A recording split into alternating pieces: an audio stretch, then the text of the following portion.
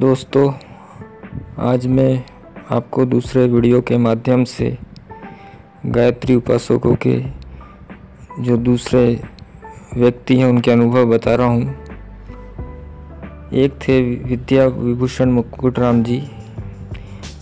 वडोदरा राज्य के मंजूसर गांव के निवासी मुकुटराम जी महाराज गायत्री की उपासना से परम सिद्धि प्राप्त कर ली थी। महाराज जी ने खुद के बाल्यकाल में ही ब्रह्म मुहूर्त में उठकर ठंडे पानी से स्नान करके गायत्री का जप करने बैठ जाते थे। चातुर्मास में रात को 3 से 4 बजे तक एक ही आसन पर जप करते थे। उन्होंने कितने ही पुरुषवरण किए और उनकी मृत्यु तक जप और पुरुषवरण का क्रम चलता रहा। इस प्रकार गायत्री की साधना से उनको अलौकिक सिद्धियां प्राप्त हुई। पहली सिद्धि उनको जो प्राप्त थी, विश्व दृष्टि। महाराज खुद के गांव में ही बैठे बैठे यूरोप, अमेरिका और जर्मनी की बातें कहते थे। लोकांतर की अद्भुत बातें सुनवाते थे। पिछले महायुद्ध में जर्मनी की एक स्टीमर डूब रही थी। ठीक उसी समय यह समाचार वो लोगों को बताते थे। दूसरी सिद्धि थी उनके पास सर्वभाषा का ज्ञान। वे गुजराती की दूसरी क्लास से ज़्यादा पढ़े नहीं थे, परंतु गायत्री जप के प्रभाव से कितनी ही भाषाओं पर मातृभाषा जितना प्रभाव आ गया। एक दिन उनके पास वडोदरा के एक सरकारी कर्मचारी आए। वे तेलंगाना के निवासी थे। उनके साथ तेलुगु भाषा में बात करने लगे। उसके बाद उसके साथ कन्नड़ में बात करने लगे। एक फ़कीर के साथ फ़ारसी में बात करी। कभी कभी वे अंग्रेजी में बात करते हुए दिखे। उनका कहना था, येन ज्ञातेन इदम सर्व विज्ञातम भवति। या गायत्री को जान लेने से दूसरा कुछ भी अज्ञात रहता नहीं है। तीसरी उनके पास जो विद्या थी, अगाध शास्त्र के ज्ञान से वे संपन्न थे। चौथी उनके पास जो सिद्धि थी, ज्योतिष ज्ञान। वे कभी ज्योतिष पढ़ने नहीं गए, परंतु उनके पास आने वाले का मुँह देखकर भूतकाल, वर्तमान और भविष्य की बातें बता दिया करते थे। जन्म कुंडली भी बनाते थे और ज़मीन में पानी भी बताते थे। पांचवी सिद्धि थी उनके पास योग शास्त्र ज्ञान। शरीर और शरीर के अंदर की शक्तियों को स्वयं देखी हो ऐसी बातें करते थे। उस वक्त 6 चक्रों की कितनी ही महत्वपूर्ण बातें कहते थे। छठी वैदिक शास्त्र। आयुर्वेद के संबंध में कितनी ही चमत्कारिक बातें बताते थे। वे कहते थे कि नक्षत्रों के साथ वनस्पतियों का घनिष्ठ संबंध है।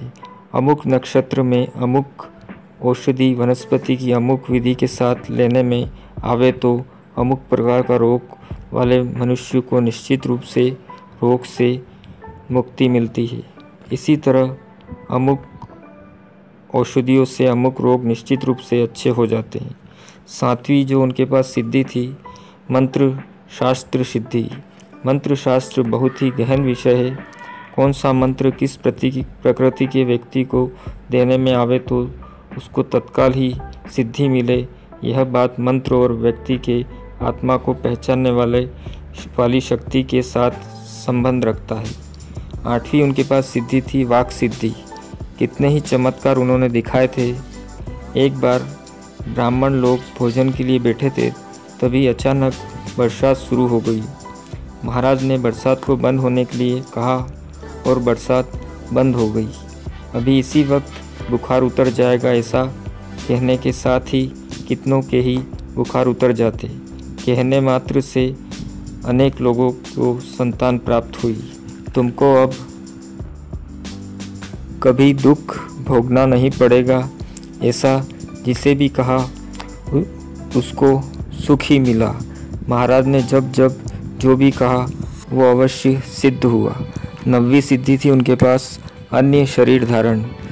खुद के शरीर को ऐसे ही रखकर उन्होंने कितनी ही बार पर काया में प्रवेश किया। एक बार उन्होंने मृत व्यक्ति के शरीर में प्रवेश करके ऐसी गुप्त बातें बताई जो सुनकर सभी लोग आश्चर्य में पड़ गए। 10वीं उनके पास जो शक्ति थी, परावाणी ज्ञान। परावाणी में दक्षता होने से उनको भाषाओं का ज्ञान था। वे पक्षी और जानवरों की भाषा भी समझते थे, कारण कि परावाणी में सभी भाषा एक हो जाती है। 11वीं सिद्धि थी लक्ष्मी सिद्धि। वे कभी कुछ करते नहीं थे और किसी के पास कुछ लेते नहीं थे, तो भी उनका राजाओं जैसा खर्च था। खुद की ज़िंदगी में उन्होंने लाखों व्यक्तियों को दक्षिणा और अन्न दिया था। महायज्ञ, अतिरुद्र यज्ञ, महारुद्र यज्ञ वगैरह शाही ठाट से किया था। ब्रह्मभोज भी किया था और उसके लिए किसी से याचना नहीं करी थी, न किसी के पास दान लिया था। उनका रसोई सबके लिए हमेशा खुला रहता था। इसके सिवाय भी कितने ही चमत्कार उनके पास आने वाले और जिसके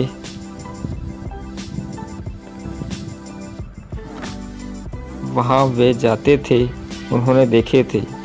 वे कहते हैं कि ये सब गायत्री के प्रताप से ही है। गायत्री माता की कृपा से लोगों में आत्मबल बढ़ता है और परमात्मा के समीप पहुंचता है। इससे उनका स्वाभाविक ढंग से ईश्वर की शक्तियों पर अधिकार होता है। आत्मा परमात्मा का अंश है। गायत्री के द्वारा दोनों में एकता हो जाती है। ये एकता ही सिद्धियों की जननी है। एक दूसरे अनुभव में पंडित अयोध्या प्रसाद जी दीक्षित कानपुर से कहते हैं कि हमारे गांव जुगराजपुर, जो कानपुर ज़िले के अंतर्गत है, जंगल में एक कुटीर बनी हुई है। एक ब्राह्मण जिसका नाम छेदीलाल जी है, उनको हम अच्छी तरह से जानते हैं, कारण कि विद्यार्थी जीवन में जब भी कभी हमें छुट्टियां मिलती थी तब हमारे गांव जाकर उनके कुटीर पर अवश्य जाते थे। वे गायत्री माता की उपासना में सदा मग्न रहते हैं।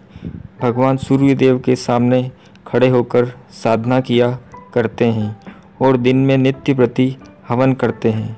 और उनके एक अनोखा तेज है, वाणी में मधुरता है। संस्कृत का उच्चारण तो उनका इतना शुद्ध है कि प्रशंसा के बाहर है। उनका घर धन धान्य से परिपूर्ण है और हर एक प्रकार से सुख शांति है। उस कुटीर पर उनके गुरु बाल ब्रह्मचारी हैं। उन्होंने हमारे पिता के कहने से, मुझे विद्या आती नहीं थी, तब मुझे एक मंत्र दिया था और कहा था कि इसके जप मात्र से बुद्धि तीव्र हो जाएगी, और सच में ही मुझे अच्छा लाभ मिला है। उनके दर्शन के लिए बहुत दूर से लोग आते हैं, परंतु दिन के समय उनकी कोई खबर नहीं होती है कि वे कहाँ चले गए। श्री नयन सिंह वर्मा वसंतपुर से कहते हैं कि 4 महीने पहले की बात है। उत्तराखंड की तीर्थ यात्रा से वापस आते जागेश्वर से 108 दुग्गाधारी बाबा जी महाराज हमारे गांव वसंतपुर अल्मोड़ा में पधारे। आप नित्य त्रिकाल संध्या, स्नान, ध्यान, हवन, यज्ञ, गायत्री जप करते थे। एक बार फलाहार या दुग्धाहार करते तथा कपड़े को ही ओढ़ते थे। जिस दिन वो यहाँ आए उस समय उनके पास केवल 2 सेर ही हवन सामग्री थी। शहर अल्मोड़ा दूर होने के कारण वो हवन सामग्री यहाँ मिलना भी दुर्लभ था। तिल की खेती होने की तैयारी थी। उन दिनों तिल बिल्कुल मिलते नहीं थे, परंतु गायत्री का चमत्कार देखो। वे 7 दिन तक यहाँ रहे। प्रतिदिन 3 बार 2 सेर सामग्री से हवन किया और उनके विदाई के 8वें दिन भी उनके पास उतनी ही हवन सामग्री थी जितना कि उनके आगमन के दिन थी। एक दिन की बात है, एक भक्त ने कहा, महाराज आज ककड़ी आई नहीं है। बाबा जी बोले, अभी आ जाएगी। और 2 मिनट के बाद एक भक्त ककड़ी लेकर उपस्थित हो गया। दूसरे भी कितने ही चमत्कार उसने देखे थे। सन 1929 की ये घटना है। डॉक्टर भगवान दास, जो काशी में एक उच्च श्रेणी के दार्शनिक विद्वान थे, उन्होंने भारत माता के मंदिर का शिलान्यास किया। पुण्य तीर्थ मालवीय जी महाराज तथा अन्य प्रतिष्ठित विद्वान वहां हाजिर थे। वहां पर 200 दिनों तक एक मोटा भव्य यज्ञ हुआ, जिसमें कि 20 लाख गायत्री मंत्र जपने में आए। जबकि पूर्णाहुति के दिन वहां एक सूखा हुआ वृक्ष में हरियाली आ गई। ऐसा ही एक दूसरे वृक्ष में तो फल आ गए। इस बात को वहां उपस्थित रहे सभी संत महंत और विद्वान लोगों ने खुद की आंखों से देखा था। इंदौर के एक प्रसिद्ध विद्वान ओंकार जी जोशी बहुत ही प्रभावशाली व्यक्ति थे। उनका मान स्वर्गीय महाराजा तुकोजी राव भी बहुत करते थे और लगभग उनके घर जाकर उनको खुद के साथ घूमने ले जाते थे। वे जोशी जी से बताते थे कि मैं बचपन में बहुत मंदबुद्धि वाला था, स्मरण शक्ति बहुत कमज़ोर थी और पढ़ने के नाम पर मस्तक पर चढ़ता आ जाती थी। हमारे दादाजी जिसने संन्यास लिया था। मांधाता होलकर राज्य के मंदिर के पीछे की गुफा में गायत्री की योग साधना करते थे। अंतिम समय में उनके घर वालों को बुलाया और कहा कि अब हमारा शरीर छूटने वाला है, तुम्हें कुछ मांगना हो तो मांग लो। घर के दूसरी किसी ने कुछ नहीं मांगा, पर मैंने उनको हाथ जोड़कर कहा कि मेरी बुद्धि मंद है, इसलिए आप ऐसा आशीर्वाद दो कि मेरी बुद्धि तीव्र हो जाए। उन्होंने गायत्री मंत्रित जल पिलाया और कहा कि तुम विद्वान हो जाओगे। उसी दिन से मेरी बुद्धि में असाधारण परिवर्तन हो गया और मेरी प्रतिभा इतनी तीक्ष्ण हो गई। एक दूसरा अनुभव लिखते श्री विश्वनाथ दीक्षित विष्णु सर से कहते हैं कि हमारे बाबा श्री भगवान दीक्षित पिठूर वाले महाराज खांडेराव के शिष्य थे। बहुत समय से उनके कोई संतान नहीं थी। तब उन्होंने महाराज की कृपा से गायत्री का अनुग्रह प्राप्त किया और उनके 2 पुत्र हुए। उनमें से एक हमारे पिता गुरुदीन जी थे। पिताजी अध्यापक थे। काकपुर के सुप्रसिद्ध वेद पाठी विद्वान पंडित अयोध्या प्रसाद जी के पास उन्होंने सस्वर यजुर्वेद पढ़े थे। पिताजी का नित्य नियम था कि प्रातःकाल उठकर 3:30 बजे उठकर गंगा स्नान करने के बाद गायत्री उपासना में तल्लीन हो जाते। खुद के हाथ से एक शेर जव के आटे की रोटी बनाकर एक समय भोजन करना, पाट पर सोना, लकड़ी की पावड़ी पहननी और गंगा जल पीना, इससे अनेक संयम नियम का वे पालन करते थे। उनका ब्रह्म तेज ऐसा था कि अधिकारी भी उनको उठकर कुर्सी देते थे। जीवन भर किसी ने भी उनको गंगा तट पर से ट्रांसफ़र नहीं किया गया। मुसलमान और अंग्रेज अधिकारी भी उनकी इज्जत करते थे। एक अंग्रेज अधिकारी जो खुद के खराब स्वभाव के कारण बदनाम था, एक दिन स्कूल का निरीक्षण करने के लिए आया। तब पिताजी जप करने बैठे थे। अंग्रेज वापस चला गया।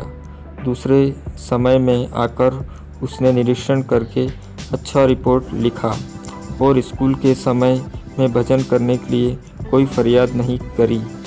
सर्विस में 3 वर्ष बाकी थे, तभी उन्होंने राजीनामा देकर भजन करना आरंभ कर दिया। खुद के जीवन के अंतिम अध्याय में महासूद 12 वाले दिन उन्होंने संन्यास लिया और फागण वद बीच गाय माता के सामने कुर्सी पर बैठकर खुले मैदान में ब्रह्म जप करते करते प्राण त्याग दिए। उनके आशीर्वाद से अनेकों का कल्याण हुआ।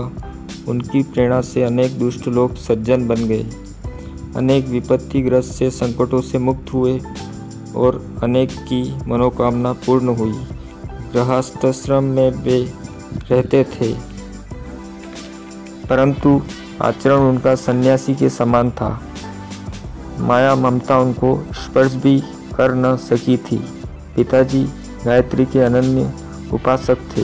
ब्राह्मण के लिए गायत्री अनिवार्य मानते थे और कहते थे कि वेद माता का आश्रय लेकर साधारण गृहस्थ भी परम गति को प्राप्त हो सकता है।